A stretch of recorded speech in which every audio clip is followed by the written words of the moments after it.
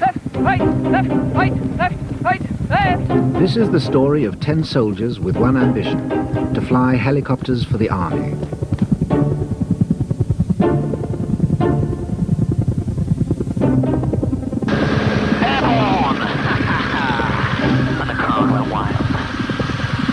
After 2.5 months, the members of Course 354 have completed the first phase of their training. That's a bit much. They've been learning basic airmanship skills on fixed-wing planes, but they're now eager to start flying helicopters. Too wide, they went bang, you straight there. You got away with it.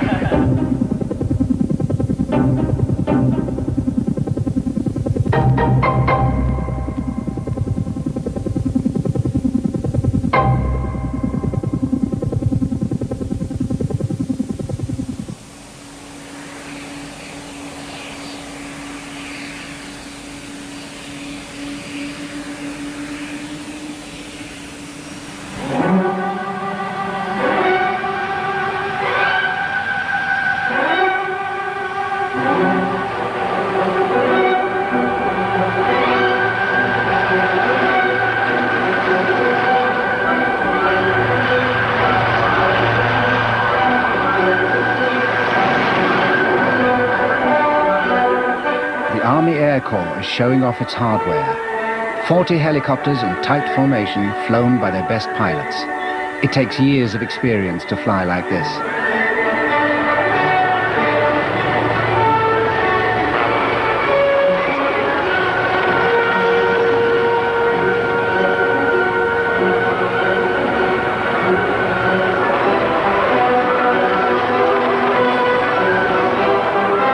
For the trainees on Pilots Course 354, this is still a dream.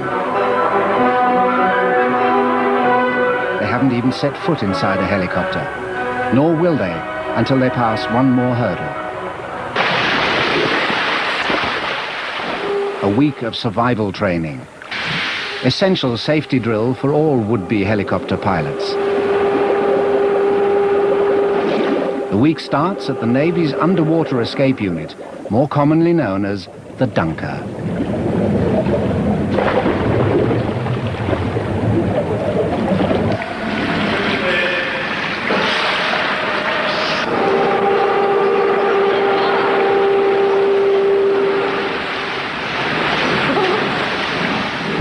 The Dunker simulates a helicopter crash in water.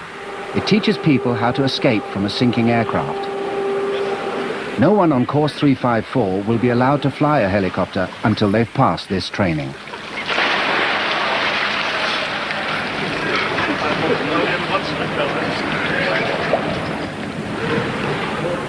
Corporal Marcus Locke is dreading this moment. He's the weakest swimmer on the course. A step forward in your own mind, if you admit you're worried about doing something. I definitely was worried about doing the Dunker. I mean, the water's coming up towards us. So deep breath. I'm now under the water. Oh God, I can't see anything. Do I get out now? Yes. Get me out. How do I get back? Alright? Yeah. The trainees have to practice several types of escape with the lights on and off. On the second run, the lights stay on, but the Dunker spins over as if the helicopter has capsized.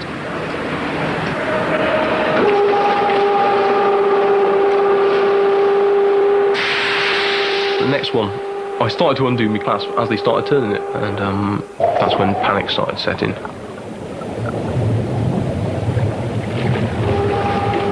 God, I'm stuck, I'm going to drown here. Oh, well, good way of ending the pilot's course. Corporal Locke drowned in the swimming pool. Wonderful.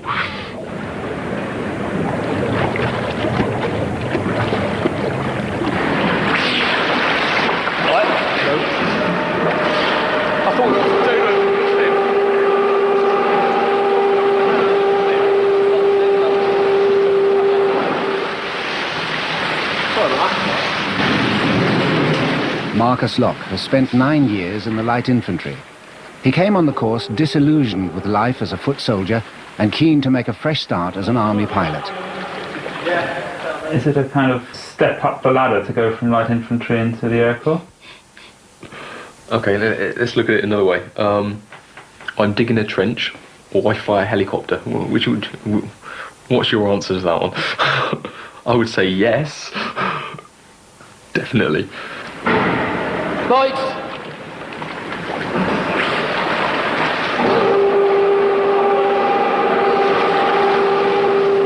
The thing is, I don't really want to be in the army unless I can do this now. I've done, over 9 years now as an infantryman. It sort of gets on top of you after a while. I mean, all those little trenches you've got to dig all over the place. So I think I've had enough of that. I needed to go out and do something. No, it's not. That sounds like this turned up, so I went for it. No, that's not quite right. Because I've been thinking about this for a few years. But fly helicopters, yeah, it's got to be done. Got to be done.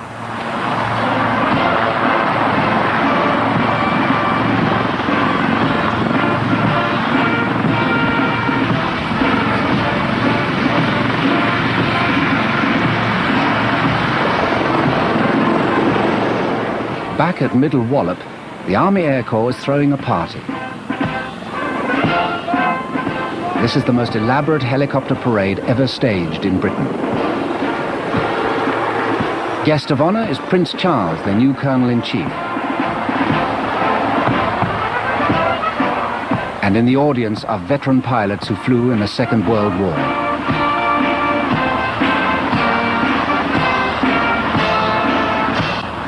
They're here to watch the unveiling of the Air Corps' new regimental flag. It's Guidon, awarded for achievements in battle during the Falklands and more recently the Gulf War. We were formed in 1957 and it's been rather a fledgling organization.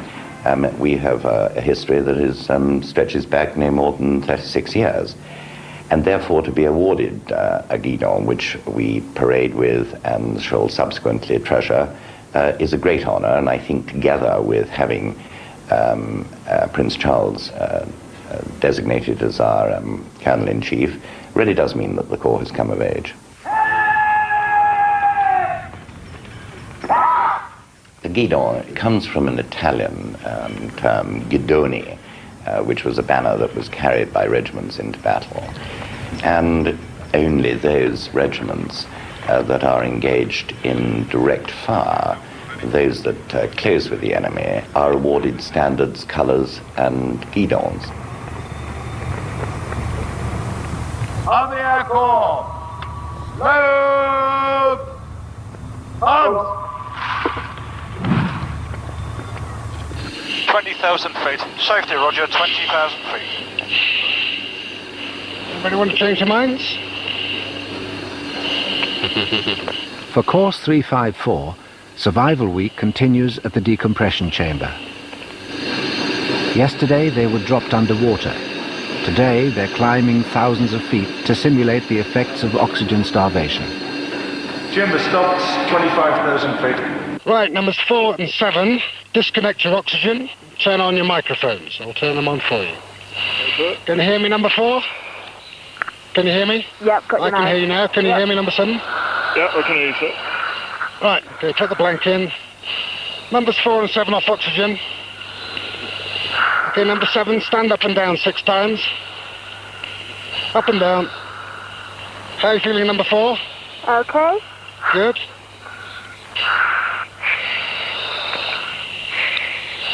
Okay, that's good. Take a piece of paper in front of you, write down your name and address. Please. Number 8, uncross your legs, please. The rest of you just keep a close eye on their faces. Lieutenant Jenny Firth is only the 4th woman ever to be selected for the pilot's course. When I joined the Army, the Air Corps still weren't taking girls. That's something that only happened about 3 years ago. It just was a natural progression. The jobs that I've been doing so far have been very admin-based, and it was interesting to think that I could go into something that had a realer role in the Army. Okay, that's good. When you've done that, hold out your hands in front of you, prop your wrists up, Right out in front of you. Nice and straight. A little bit of a fine tremor at the moment.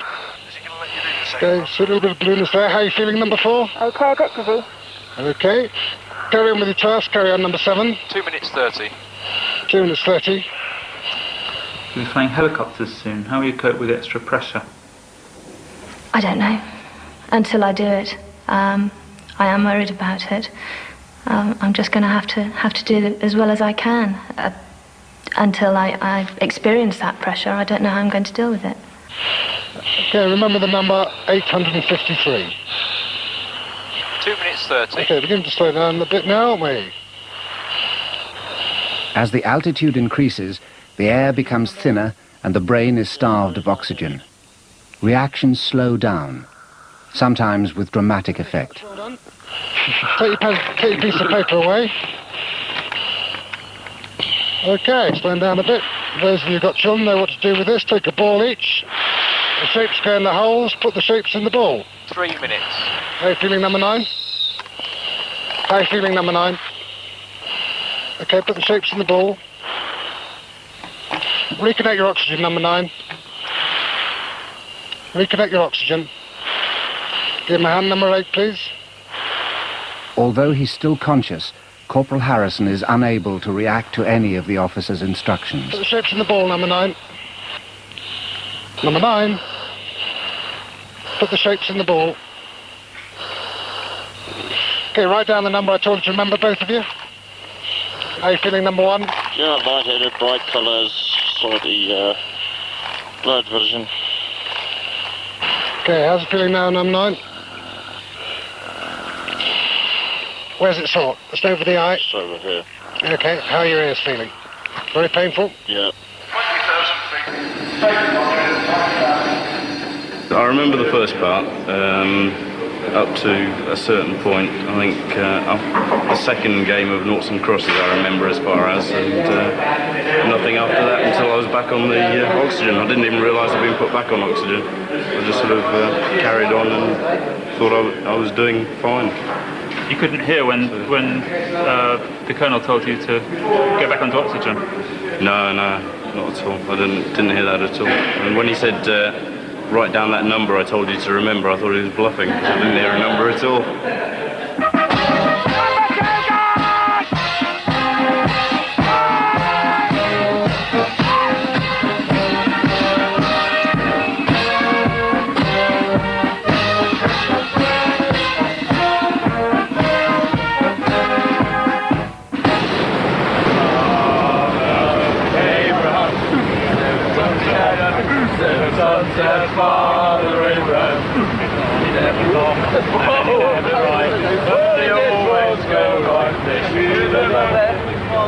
Survival week ends in the English Channel. The trainees are about to jump into the sea, kitted out with a life jacket and personal life raft strapped to their backs. Well, I don't know about you, I'm doing this for Maggie. Bring back Maggie. God, Queen and the Corps. The regiment. Marcus Locke is the first to go. Good luck, Marcus. Okay. Having survived the Dunker, he now has to jump into the open sea. For such a weak swimmer, it's a frightening prospect. Stand by. Go. Stand by. Go. Go. Come on.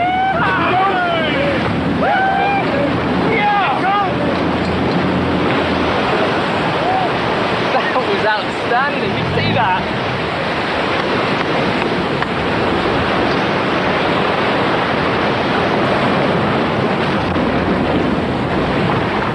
This exercise builds on the Dunker training. It's assumed that Marcus and the others have escaped from a helicopter crash. Now they have to get into their life rafts and wait to be rescued before hypothermia sets in.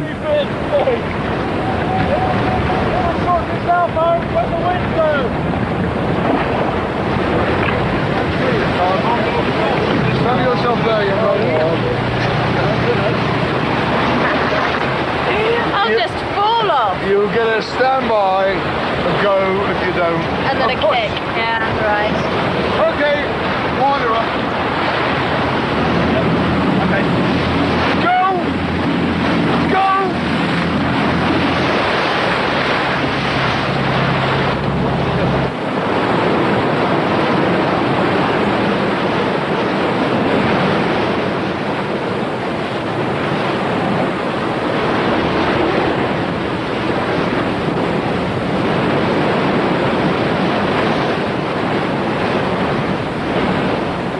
You can't really simulate the real thing when you know that you can see the boat 200 metres away. You can't experience, I imagine, possibly the despair you might experience if it really happened and if you didn't know if anybody knew where you were or if they were coming to get you.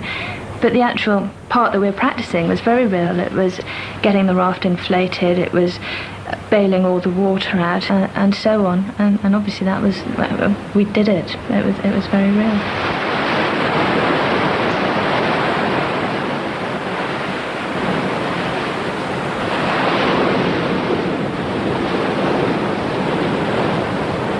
After bobbing up and down for half an hour in heavy seas, the trainees are brought back to the main launch, cold and wet.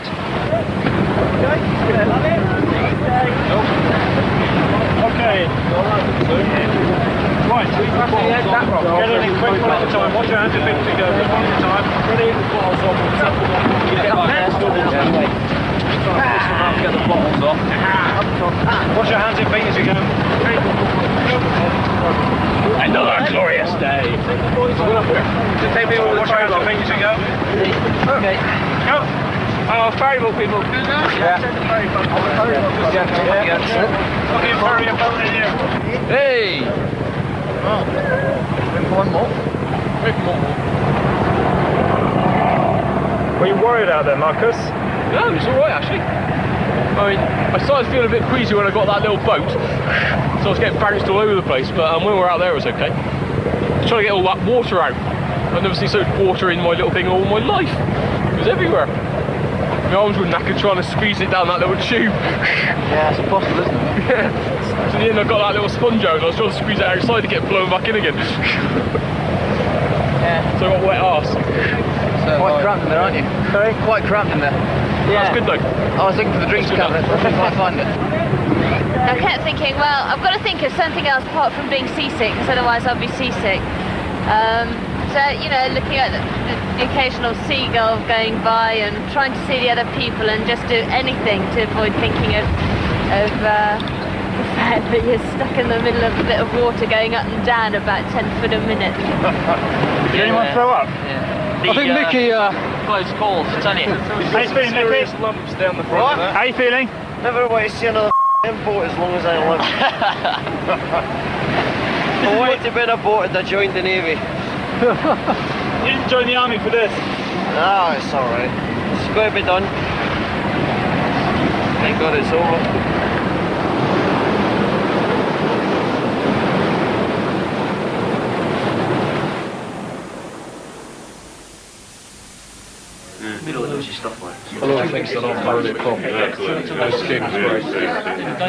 Survival week is over, and the trainees have returned to Middle Wallop. Tonight there's a chance to relax, but tomorrow they begin the next phase of their training, basic rotary. At last, they'll be flying helicopters. Staying in, doing lots of work. Looking forward to flying? Very much so now. As they said at the beginning of the course, I know it's sad, as a commandant said, sitting there looking out the window and watching helicopters. But I noticed that today, again in the navigation classroom, because that's next to the Gazelle hangar. And you couldn't help but turn your head a couple of times when a Gazelle came into land. Especially with the fog coming in, it looked quite good. So, very much looking forward to it. You'll be up there soon? Yeah. Hopefully, yeah.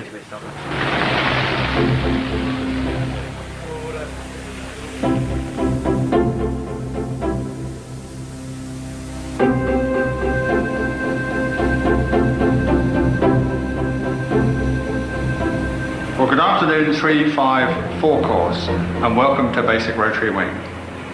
My name is Bob Weston, and I'm in charge of this phase of the course. You've joined to be a helicopter pilot, and here we are, at last you've reached this phase. This afternoon, you get your first chance of getting your hands on a helicopter, where we're going to do a familiar flight with your instructors. You will always remember this period of your training and your instructor who taught you. It's a very intense, very clear period in your flying career.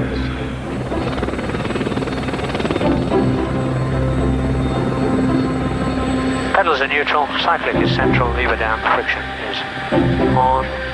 Here, have a good look around, we'll clear left, clear on the right. Nobody taxiing in front of us or close to us. Give him the wind up. Rotor brake goes off. Now we just wind the rotors up.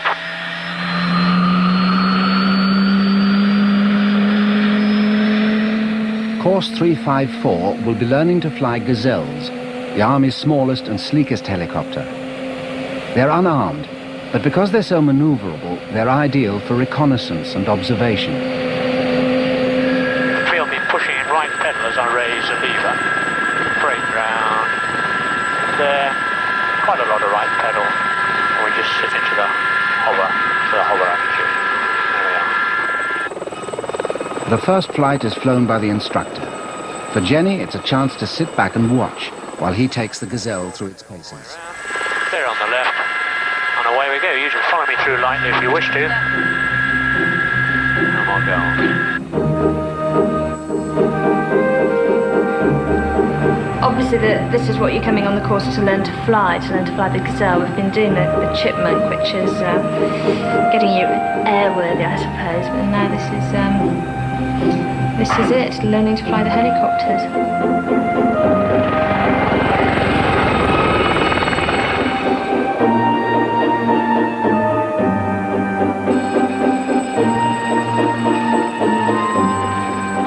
Everybody's probably had those dreams where they're flying 4 or 5 meters above the surface or swimming through the air or something like that. And you have that feeling of perhaps freedom and exhilaration. That's the closest you can come to explaining it, I think.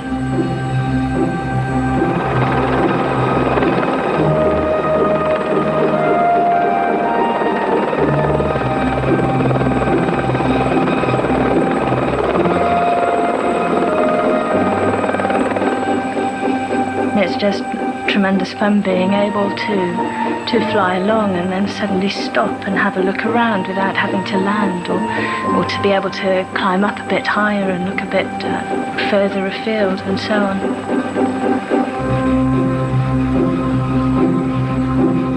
And it's fascinating, the fact that it's up there and that it stays up there and it does what you tell it to do. Hopefully.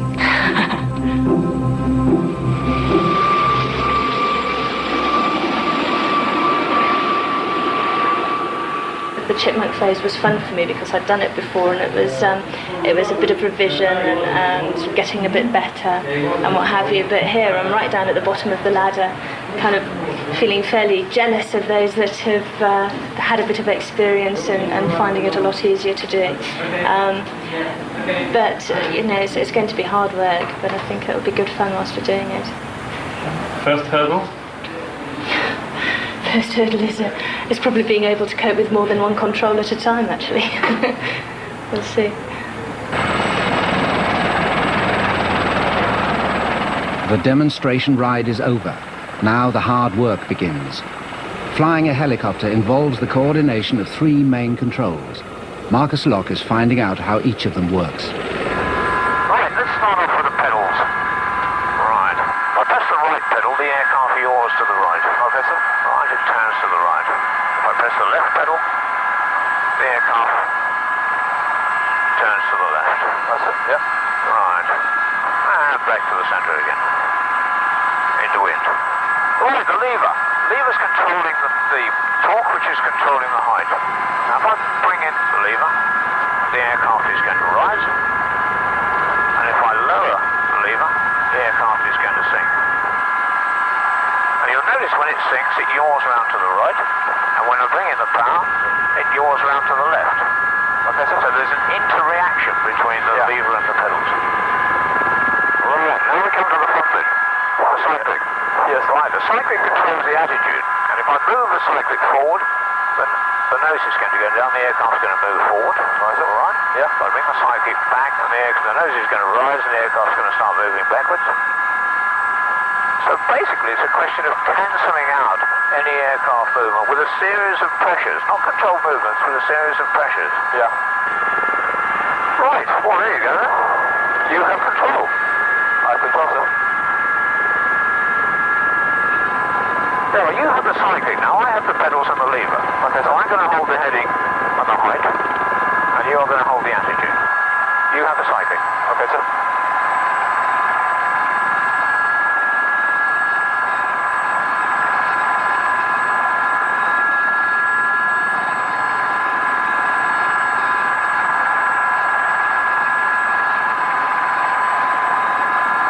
good. That's quite good. I can't see any sweat yet, but I think you're working harder. So the answer. Yeah, 238, radio check.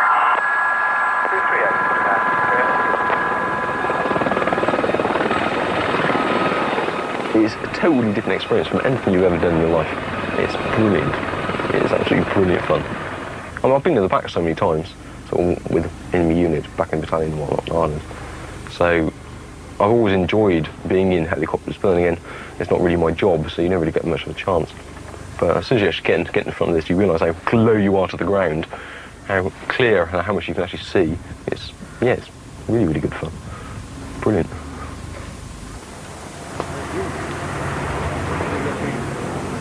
An Apache helicopter is visiting Middle Wallop from an American base in Germany.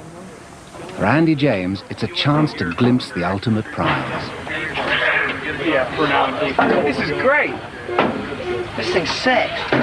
You could pull some real chicks in one of these, couldn't you? You could. You just down to the pub. Hey, babe, come on, let's up my chopper.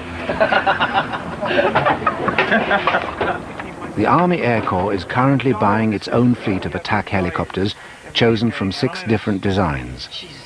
Whichever they buy, Andy hopes that one day he'll be groomed to fly machines like this. What do you think of this? Sex. Got to be careful what I say, but I'll tell you what, I haven't seen so many bloody buttons and dials and things to press in a helicopter, have I? Oh God, I'd love to have one of these. Excellent. Come on, do you have control? Take over, pilot. Where's the starter button? Who's got the key and the choke? There's nowhere to put your beer. You can't put your beer anywhere. At this stage, the trainees are on a high. They're feeling very excited. They've arrived on helicopters and flying it for the first time. In our experience, this elation is followed by a bit of a dip when they realise how difficult it is and how little time there is to do it. Very shortly, they'll start having furrowed brows, they'll start feeling more serious about it as they start having to reproduce what their instructor has shown them. The pressure is already on for Course 354. Having only just started on helicopters, they're expected to go solo within the first 11 flying hours. It's a daunting prospect.